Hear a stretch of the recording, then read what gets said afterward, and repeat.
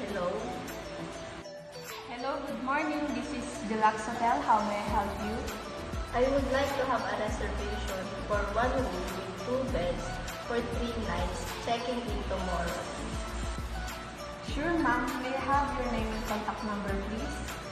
My name is Natasha Nicole Villanueva. My contact number is 0992-690-8030. Thank you, Ms. Villanueva.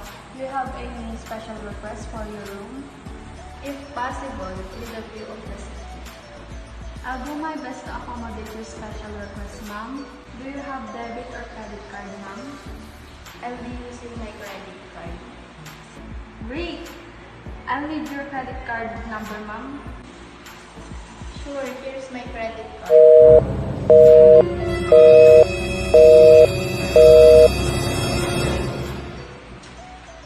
Hello, ma'am?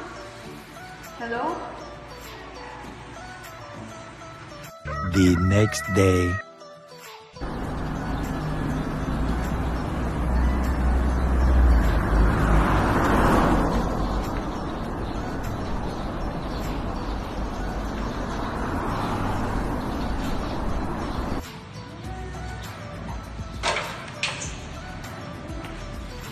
Good morning, ma'am. This is Deluxe Hotel. How may I help you? I have a reservation here yesterday. In the name of... Natasha Nicole Villanueva. I'm sorry, ma'am, but your reservation is not accepted. Why? Check it again. Okay, ma'am.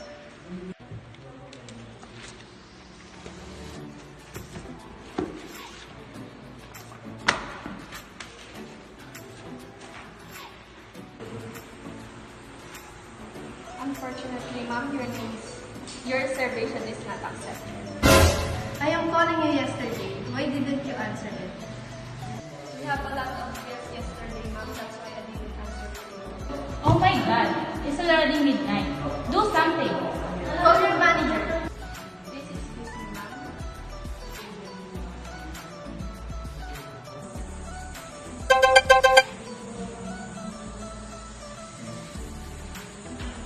Hello, sir.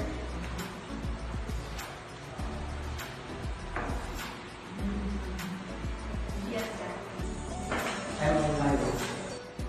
It's on her room, ma'am.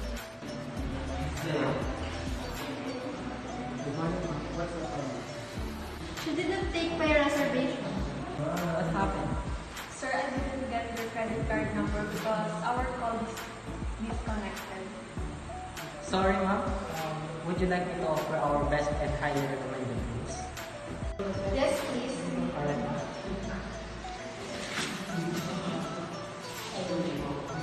Here, ma'am. So this is our best room, and as you can see, these rooms are big, and this room will surely help you to feel comfortable and relaxed. And you will surely love this room, as we already provide everything as you need when you